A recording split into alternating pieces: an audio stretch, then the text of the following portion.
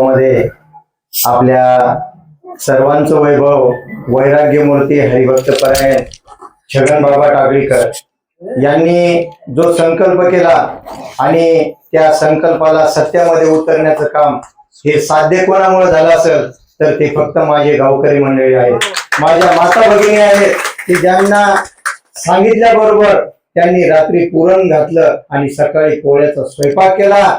अशा आमच्या गावातील ह्या सर्व माता भगिनीचं हे श्रेय आहे.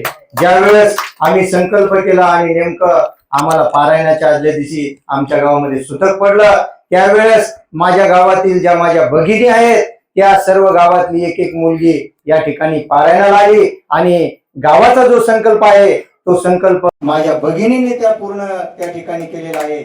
आणि सुरुवातीला जरी या ठिकाणी विष्णू महाराज असले किंवा एक दोघ जण जरी असले तरी आज जिंतूर तालुक्यामध्ये ज्यांनी या भागवत धर्माचा पताका पूर्ण शहरामध्ये हिंदू धर्मामध्ये जागृत केला असे असणारे सर्वांचे आदरणीय महेश महाराज, ज्यांचं जिंतूरमध्ये गुरुकुल आहे, संपूर्ण व्यापारी समाज त्यांच्या एका शब्दावर संपूर्ण कार्य त्या ठिकाणी करतो, अशी महाराज मंडळी आज आपल्या सोबत आहोत.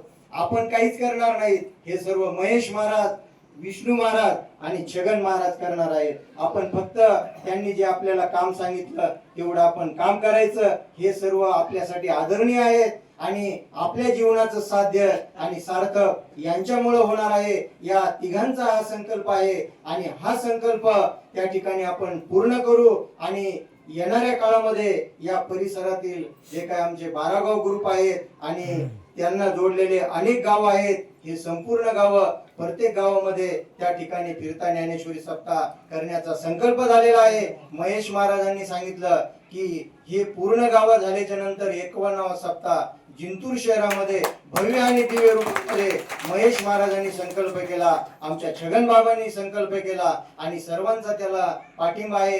परत एकदा सर्व गावकऱ्यापुढे मी नतमस्तक होतो की माझ्यासारख्या पामराचं तुम्ही ऐकलं आणि गावामध्ये एवढा सोहळा घडून आला, त्याबद्दल मी सर्वांचं ऋणी आहे. आणि भविष्यात सुद्धा आपल्या गावातून या ठिकाणी देवाचं कार्य घडो हीच या ठिकाणी माझी अपेक्षा आहे. आणि या सर्व कार्याच्या कीर्तनासाठी आपल्या परिसरामधून आपल्या सर्वांचे आवडते पांडुरंग दादा असतील, दीपक दाजी असतील, आमचे भजनी मंडळी असतील, वादक मंडळी असतील, सर्व मंडळी दहेगावावर प्रेम करणारे की दहेगावमध्ये कोणताही कार्यक्रम असला की एक फोन लावला की सर्व मंडळी दहेगावामध्ये येते. एवढं प्रेम त्यांचं आमच्या गावावर आहे.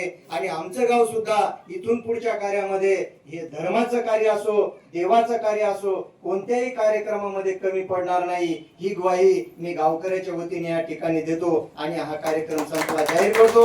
यानंतर सर्वांनी महाप्रसाद आहे, आमच्या माता भगिनींनी मोठ्या आवडीनं पुरणपोळी केलेली आहे.